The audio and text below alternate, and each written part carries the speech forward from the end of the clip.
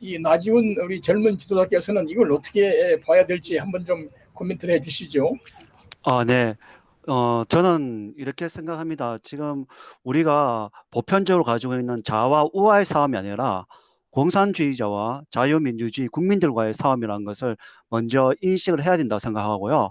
두 번째는 저는 늘 주장하지만은 중앙선거관리위원회를 해체시켜야 한다는 부분에 대해서 다들 좀 힘을 모았으면 좋겠습니다. 왜냐하면 얼마 전에 우리 도쿄올림픽이 끝났지만 만약에 IOC에서 정해놓은 경기장 규격이 아닌 다른 것, 어떠한 그 다른 규격으로 경기를 치렀을 때 그 누가 금메달을 인정해 주겠습니까?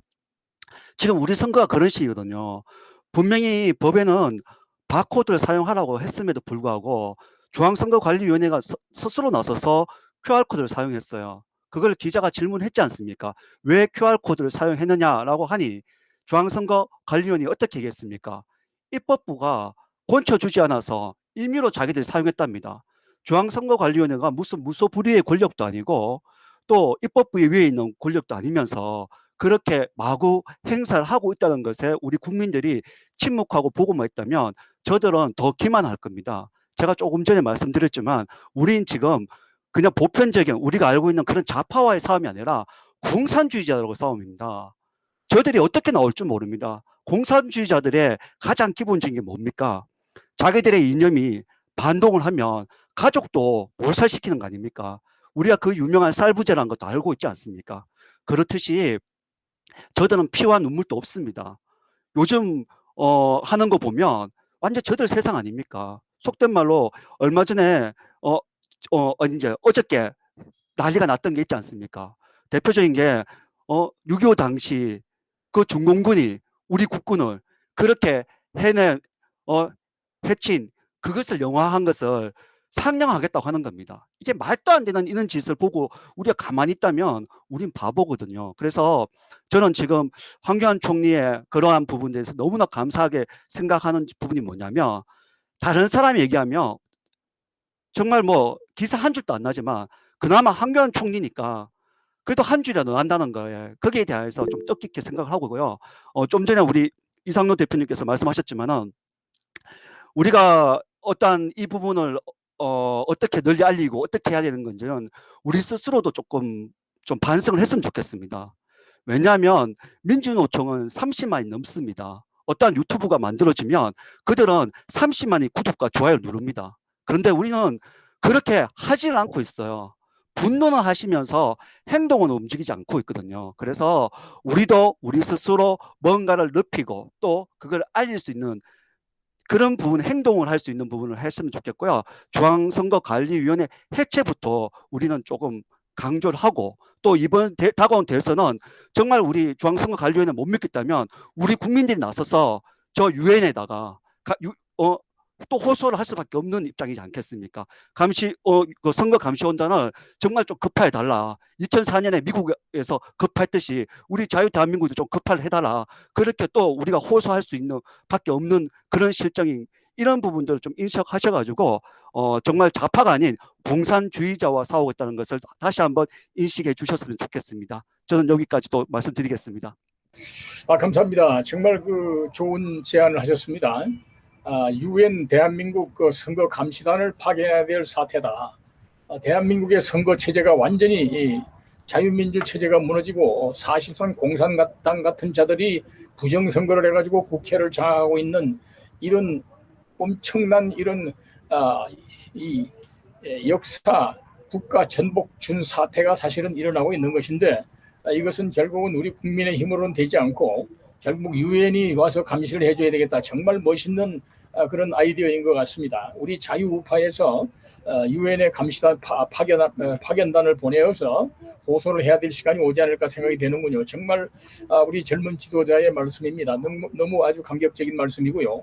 누구나 그 국민들에게 때로는 강제로 폭력을 행사하는 일도 많은데 이런 여러 가지 상황 관련해서 우리 나지원 총장께서 오늘 좀 말씀을 준비하신 것이 있습니다. 우리 총장님 그 좀 말씀을 해주시면 감사하겠습니다.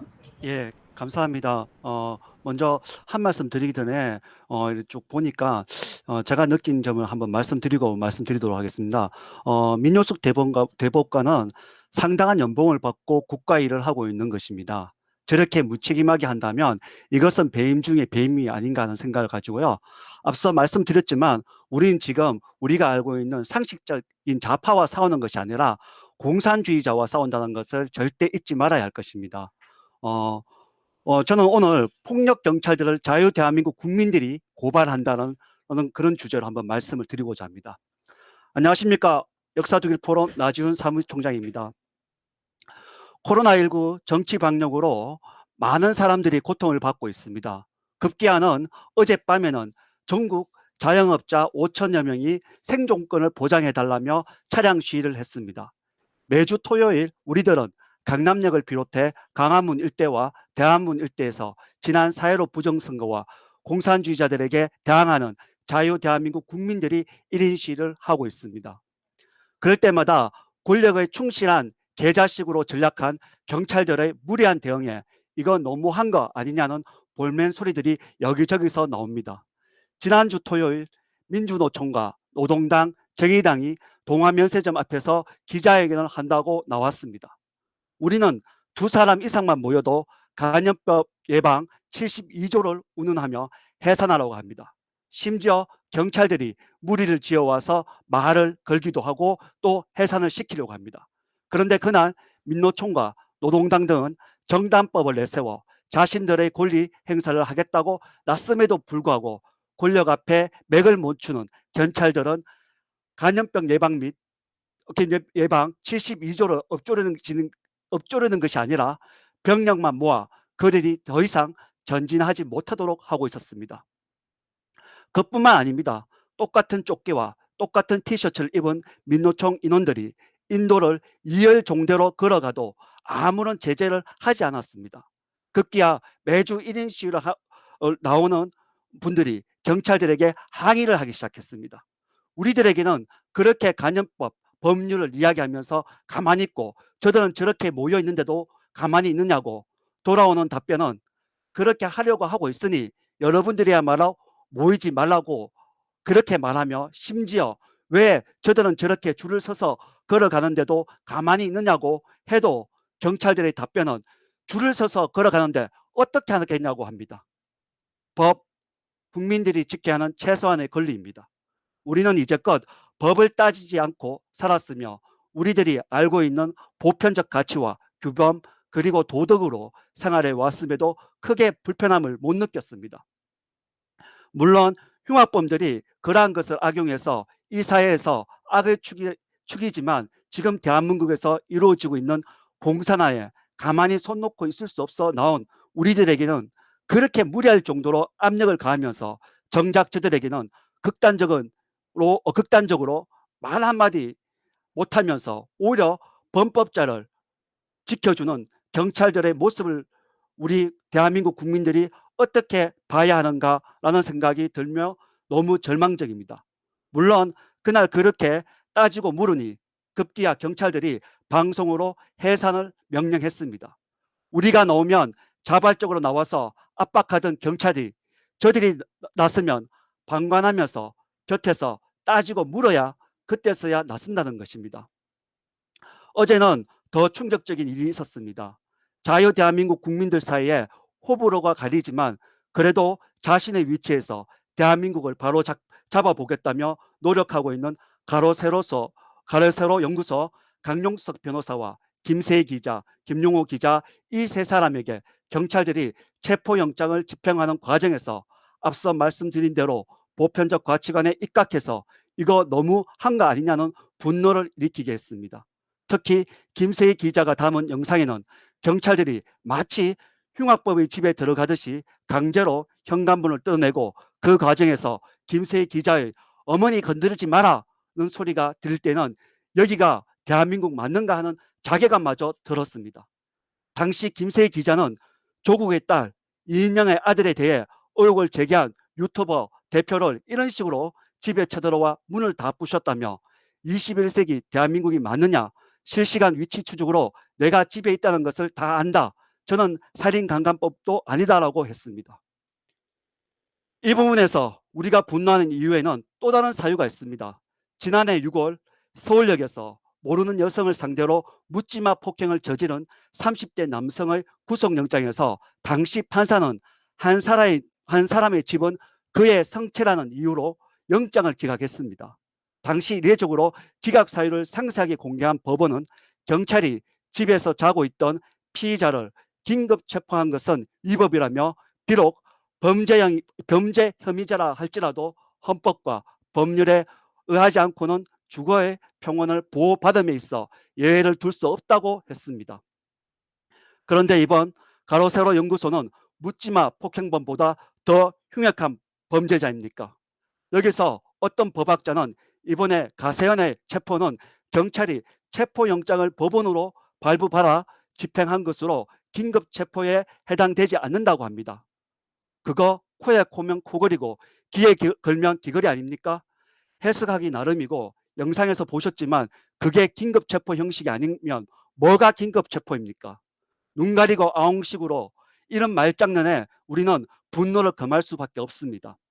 아무튼 이번에 구속영장을 발부한 판사와 경찰들의 이런 이율 배반적인 행동에 우리 자유 대한민국 국민들은 분노를 합니다.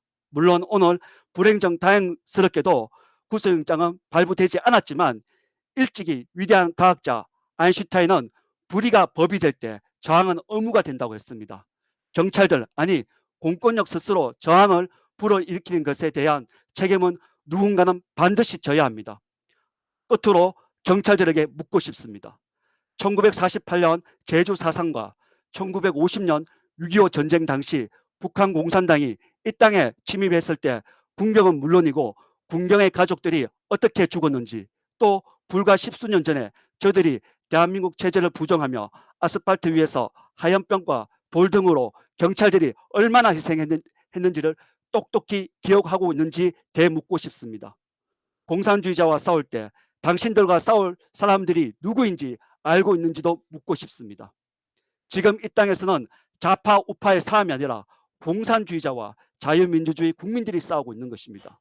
자유민주주의에 반하는 부당한 명령에 거부할 수 있는 진정한 용기를 내어 달라는 말은 이제 가부당한 것임을 알기에 당신들도 눈이 있고 귀가 있다면 적어도 피하 구분은 하면서 엄정하고 공정하게 하라는 것입니다.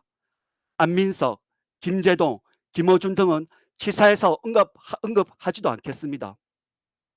그들에게는 어떤 잣대로 했고 가로세로 연구소 등 자유 대한민국 국민들에게는 어떻게 했는지 스스로 자각을 해서 대처하라는 것입니다. 언제부터 경찰은 내 없는 로봇으로 전락했다는 사실을 깨달아야 합니다. 우리는 무릎 꿇고 죽느니 서서 죽겠다고 나선 사람들입니다. 자유 대한민국은 반드시 우리 손으로 지켜 이 소중한 땅을 후손들에게 잘 물려주는 것이 우리들의 책임과 의무라는 것을 다시 한번 강조하면서 이번 폭력 경찰에 대한 과잉 대응에 대한 고발과 함께 그들을 절대 잊지 않고 기록하여 대대손손 남겨 그들이 대한민국 흑역사의 영원한 죄인이 되도록 할 것이고 그렇게 합시다고 주장하고 싶습니다. 자유는 공짜가 아닙니다. 이 말씀을 드리면서 오늘 저는 마치도록 하겠습니다. 이상입니다. 감사합니다. 감사합니다. 감사합니다. 경찰의 폭력이 당연시되는 이러한 그 요즘의 세태, 문재인과 경찰의 이러한 그 짝짝꿍이 되는 이러한 사태를 보면서 대한민국은 사실상 공산주의와 같은 사회가 되었다. 이것을 특히 20, 30, 40 젊은 세대들이 자신들의 앞으로의 꿈과 연관을 시켜서 직시하는 이러한 일이 시급하다고 생각됩니다. 그런데 놀라운 것은 오늘 우리가 여기에서 한 1시간 반, 40분 이상 얘기한 이런 얘기들을 언론에서 전혀 취급하지 않습니다. 이 주말에 경찰의 이런 삼엄한 경계와 폭력, 그리고 부정선거, 특히 이 지난 9월 6일 날 있었던 이런 그 지난 4.15 선거에 전국에 253개에 걸친 비례대표 선거 무효 소송, 이것은 정말로 대한민국의 그 체제, 대한민국의 자유민주주의가 직결되는 중대 사안인데 그 재판 결과라든가 이런 거를 전혀 보도를 하지 않습니다. 이건 정말로 언론이 죽은 이런 사회, 암흑 사회가 지금 됐다는 것을 이 유튜브를 보는 젊은이들이 다시 한번 살펴보고 되돌아보는 그런 일이 일어나야 된다 생각이 됩니다. 우리 나지원 총장의 경찰 폭력 행사와 관련을 해서 이번에 여러분 아시다시피 이 문재인이가 코로나 4단계 수도권 4단계를 2주이실 계속 4차를 연장하더니 이번에는 다시 간도 크게도 4주간을 연장을 했습니다. 그래가지고 한 달 동안 이거를 연장을 했는데 그 이유는 코로나 감염자가 자꾸만 1000명 이상 늘어난다는 것인데 이 1000명 이상이라는 건 사실 아무 의미가 없습니다. 이게 감염률이 문제입니다. 감염률이 검사를 많이 하면은 감염자 숫자가 올라가고 적게 하면 적게 나오는 것은 초등학교 산술에도 나오는 수학에도 나오는 얘기인데 그것을 가지고 국민들을 유혹하고 마치 이 코로나 감염 사태가 국가 위기 사태가 되는 양 한 달이나 집회 시위를 금지하는 자유민주주의를 전면으로 위배하는 이런 행패를 부리는 일을 했습니다.